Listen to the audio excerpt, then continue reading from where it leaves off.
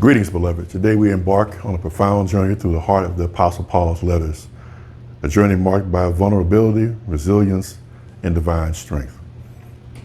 Picture the ancient city of Corinth, a bustling trade hub, a meeting point of cultures, and a place teeming with a myriad of religious and philosophical beliefs. Into this complex milieu, Paul wrote letters filled with teachings, admonitions, and revelations.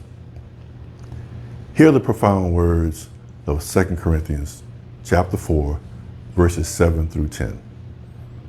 But we have this treasure in jars of clay to show that this all-surpassing power is from God and not from us.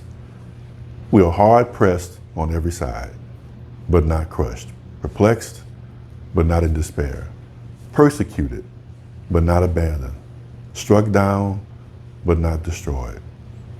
We always carry around in our body the death of Jesus, so that the life of Jesus may also be revealed in our body. At the very outset, we're presented with a powerful metaphor, jars of clay. In a society that highly valued ornate vessels of gold and silver, Paul intentionally employs the imagery of a clay jar. Mundane, fragile, but profoundly purposeful. This imagery was not unfamiliar to the Corinthians. The marketplace would have been filled with such jars, used for storing grain, wine, and other goods. But Paul isn't merely speaking of physical vessels. He juxtaposes the fragility of these jars with the treasure they contain. We, in all our frailty, are likened to these jars, and yet within us lies an immense treasure, the presence and power of God Himself. Why did Paul use such imagery? To emphasize a truth that we often overlook. Our strength isn't drawn from our own resilience, but from the divine treasure within us. It's a stark reminder that it's not about our own might or intellect, but about God's power working in and through us. Now consider Paul's own life. A former prosecutor of Christians, he transformed into one of Christianity's greatest advocates. But this transformation wasn't without cost. Shipwrecks, imprisonments, beatings. Paul's life was marked by profound challenges. And yet in these trials, he found a deep, sustaining grace. Transition to another key passage, the pastor continues. He said, let's glean further insight from 2 Corinthians 12, 9 through 10. He said to me, but my grace is sufficient for you, for my power is made perfect in weakness.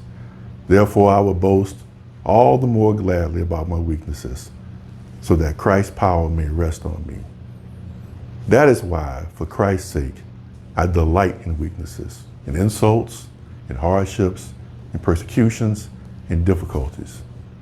For when I am weak, then I am strong. Scholars often reflect on Paul's thorn in the flesh. What was this mysterious ailment or challenge? While we can't pinpoint it precisely, it's evident that this thorn was a source of profound anguish for Paul. Yet this response is counterintuitive. Instead of seeking relief, Paul rejoices in his weakness. Why? Because it's in this very weakness that God's strength finds its full expression. We live in a world that often equates vulnerability with weakness.